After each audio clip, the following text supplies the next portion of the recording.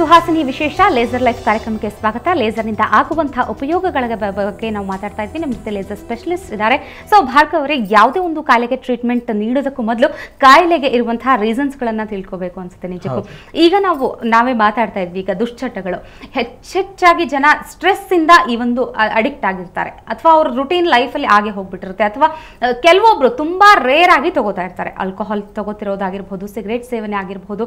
So ಆ ಒಂದು ಬೇರೆ ರೀತಿಯ ಒಂದು ಸ್ಟೇಜಸ್ ಅಲ್ಲಿ ಇರ್ತಾರೆ. ಸೊ ಯಾವ ರೀತಿ ನೀವು ಅದನ್ನ ಡಿಟೆಕ್ಟ್ ಮಾಡ್ತೀರಿ, ಯಾವ ರೀತಿ ಅದನ್ನ ಟ್ರೀಟ್ಮೆಂಟ್ ಕೊಡ್ತೀರಿ? ಇವಾಗ ಯೂಶ್ವಲಿ ಸೋಷಿಯಲ್ ಡ್ರಿಂಕರ್ಸ್ ಅಂತ ಇದ್ದಾರೆ. ಡ್ರಿಂಕಿಂಗ್ ಸೋಷಿಯಲಿ ಅಂದರೆ ಅವಾಗವಾಗ ತೊಗೊಳೋದು ಕೆಟ್ಟದೇನಲ್ಲ. ಇನ್ಫ್ಯಾಕ್ಟ್ ದಿನಕ್ಕೆ ಊಟ ಆದಮೇಲೆ 60 ml ಆಲ್ಕೋಹಾಲ್ ತೊಗೊಂಡ್ರೆ ಡೈಜೆಷನ್ ಚೆನ್ನಾಗಾಗುತ್ತೆ ಅಂತಲೂ ಅಂತಾರೆ.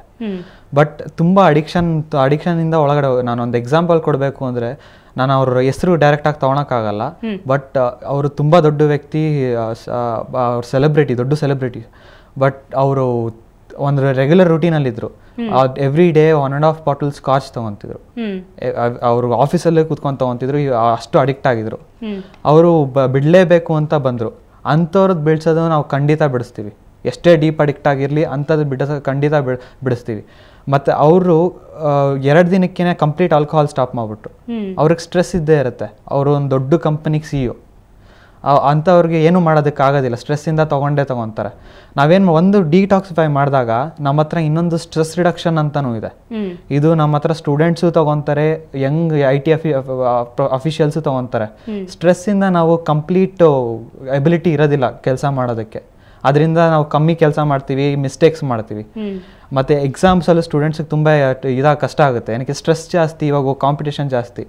ಆ ಸ್ಟ್ರೆಸ್ ರೆಡ್ಯೂಸ್ ಮಾಡಿದಾಗ ಅವ್ರಿಗೆ ಮಾಮೂಲಿಯಾಗಿ ಕೆಲಸ ಮಾಡೋದಕ್ಕಿಂತ, ವರ್ಕ್ ಮಾಡೋದಕ್ಕಿಂತ, ಇಲ್ಲಾಂದ್ರೆ ಓದೋದಕ್ಕಿಂತ ಇನ್ನೂ ಚೆನ್ನಾಗಿ ಮಾಡ್ಬೋದು.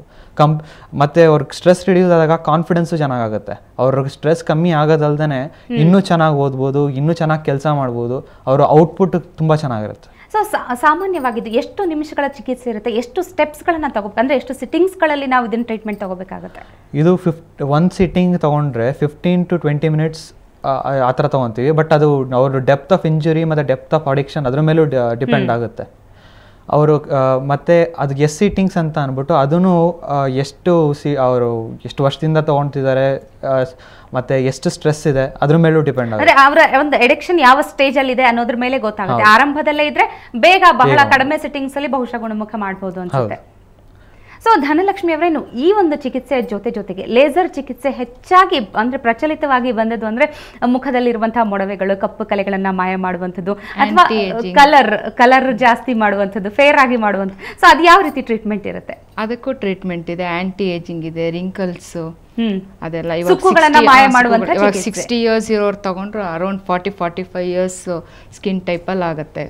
ಸ್ವಲ್ಪ ಯಂಗಾಗಿ ಕಾಣಿಸ್ತಾರೆ. ಹೇರ್ ಟ್ರೀಟ್ಮೆಂಟು ಇದೆ ಇದರಲ್ಲೇನೆ, ಅದು ಅಷ್ಟೇ. ಮತ್ತೆ ಇದು ಡಯಾಬಿಟಿಕ್ ವುಂಡ್, ಎಷ್ಟೋ ಜನಕ್ಕೆ ಡಯಾಬಿಟಿಕ್ ವುಂಡ್ ಆಗಿರುತ್ತೆ, ಅದಕ್ಕೆಲ್ಲ ಚಿಕಿತ್ಸೆ ತುಂಬಾ ಚೆನ್ನಾಗಿ ಇದಾಗ್ತಾ ಇದೆ. ಹೇರ್ ಟ್ರೀಟ್ಮೆಂಟ್ ಅಂದ್ರೆ ಇದು ಕೂಡ ಅಂದ್ರೆ ಹೇರ್ ಲಾಸ್ ಆಗಿರುತ್ತೆ, ಕೂದಲು ಉದುರುತ್ತೆ, ಸೊ ಅದೆಲ್ಲ ಕಂಪ್ಲೀಟ್ ಸ್ಟಾಪ್ ಆಗುತ್ತೆ. ಹೇರ್ ಗ್ರೋತ್ ಆಗುತ್ತೆ ಮತ್ತೆ ಕಂಪ್ಲೀಟ್ ಸ್ಟಾಪ್ ಆಗುತ್ತೆ, ಉದುರೋದೆಲ್ಲ ಸ್ಟಾಪ್ ಆಗುತ್ತೆ. ಸೊ ಅದು ಯಾವ ರೀತಿ ಒಂದು ಚಿಕಿತ್ಸೆ? ಅದಕ್ಕೆ ಹಾಟ್ ಲೇಸರ್, ಕೋಲ್ಡ್ ಲೇಸರ್ ಅಂತ ಇಲ್ಲ, ಇದೆ ಲೇಸರ್ ಇರೋದು ನಮ್ದು ಕೋಲ್ಡ್ ಲೇಸರ್ ಒಂದೇನೆ, ಅದನ್ನೇ ಉಪಯೋಗಿಸೋದು. ಏನು ತುಂಬಾ ಮೇಜರ್ ಸಿಂಪ್ಟಮ್ ಅಂದ್ರೆ ಹೇರ್ ಲಾಸಿಗೆ ಅವ್ರದ್ದು ಬ್ಲಡ್ ಸರ್ಕ್ಯುಲೇಷನ್ ಕ್ಲೀನ್ ಆಗಿರಲ್ಲ. ಇದರಿಂದ ಬ್ಲಡ್ ಸರ್ಕ್ಯುಲೇಷನ್ ಚೆನ್ನಾಗುತ್ತೆ, ನಿಮಗೆ ಹೇರ್ ರೂಟ್ಸಿಗೆ ಬೇಕಾಗಿರೋ ಆಕ್ಸಿಜನ್ ಅಲ್ಲಿ ಡೆಲಿವರ್ ಆಗುತ್ತೆ. ಸೊ ಅದರಿಂದ ಹೇರ್ ಫಾಲ್ ಎಲ್ಲ ಸ್ಟಾಪ್ ಆಗುತ್ತೆ. ಮತ್ತು ನಮಗೆ ಸ್ಕಿನ್ನಲ್ಲಿ ತೊಗೊಂಡ್ರೆ ಕೊಲಾಜಿನ್ ಆ ಥರ ಎಷ್ಟೊಂದು ಪ್ರೋಟೀನ್ ಇರುತ್ತೆ, ಎಸೆನ್ಷಿಯಲ್ ಪ್ರೋಟೀನ್. ವಯಸ್ಸಾಗ್ತಾ ಅದು ಕಳ್ಕೊಳುತ್ತೆ. ಇಲ್ಲಿ ಬ್ಲಡ್ ಸರ್ಕ್ಯುಲೇಷನ್ ಜಾಸ್ತಿ ಆಗುತ್ತೆ, ಮತ್ತು ಅದು ಫೋಟೋ ಸೆನ್ಸಿಟಿವ್ ಪ್ರೋಟೀನು. ಅದನ್ನು ರಿಯಾಕ್ಟಿವೇಟ್ ಮಾಡಿದಾಗ ವರ್ಷಾನುಗಟ್ಲೆಯಿಂದ ಬಂದಿರೋ ರಿಂಕಲ್ಸು ಅದೆಲ್ಲ ಮಾಯ ಆಗೋಗುತ್ತೆ ವಿತೌಟ್ ಸರ್ಜರಿ, ಏನು ಸೈಡ್ ಎಫೆಕ್ಟ್ಸ್ ಇಲ್ದೇನೆ. This is the best way ಅದಕ್ಕೆ ನಾವು ಆ್ಯಕ್ಚುಲಿ ಗೋ ಥ್ರೂ ಅಂತ. ಸೊ ಸಾಮಾನ್ಯವಾಗಿ ಎಷ್ಟು ಸಿಟ್ಟಿಂಗ್ಸ್ನ ತೆಗೆದುಕೊಳ್ಬೇಕಾಗುತ್ತೆ ಒಂದು ನಾರ್ಮಲ್ ಪರ್ಸನ್ಗೆ? ಈ ಮೊಡವೆ ಕಲೆಗಳಿರುವಂಥದ್ದು ಎಷ್ಟು ಸಿಟ್ಟಿಂಗ್ಸ್ ತೆಗೆದುಕೊಳ್ಬೇಕು ಜನರಲ್ ಆಗಿ ಹೇಳೋದು? ಅದು ಡಿಪೆಂಡ್ ಆಗುತ್ತೆ ಅವ್ರಿಗೆ ಎಷ್ಟು ಪಿಂಪಲ್ಸ್ ಇದೆ, ಮತ್ತೆ ಅವ್ರ ಬಾಡಿ ಟೈಪ್ ಮೇಲೆ ಒಂದೊಂದ್ಸತಿ ಡಿಪೆಂಡ್ ಆಗುತ್ತೆ. ಒಬ್ರಿಗೆ 2 ಸೀಟಿಂಗ್ ಇಂದನೇ ಡಿಫ್ರೆನ್ಸ್ ಕಾಣುತ್ತೆ, ಒಬ್ಬೊಬ್ರಿಗೆ 6 ಸೀಟಿಂಗ್ಸ್ ಆದ್ಮೇಲೆ ಡಿಫ್ರೆನ್ಸ್ ಕಾಣುತ್ತೆ. ಸೊ ಅವ್ರ ಬಾಡಿ ಹೆಂಗೆ ಅಕ್ಸೆಪ್ಟ್ ಮಾಡುತ್ತೆ ಈ ಲೈಟ್ ಎನರ್ಜಿ ಅದ್ರ ಮೇಲೂ ಡಿಪೆಂಡ್ ಆಗುತ್ತೆ.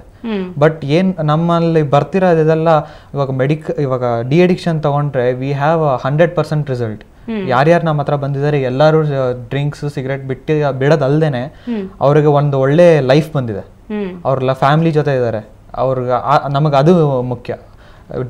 ಇಂಪ್ರೂವಿಂಗ್ ದರ್ ಲೈಫ್ ಸ್ಟೈಲ್, ಒಳ್ಳೆ ಲೈಫ್ ಸ್ಟೈಲ್ ಕೊಡೋದು, ಅವರ ಜೀವನ ಇನ್ನೂ ಸುಖವಾಗಿ ಮಾಡೋದು.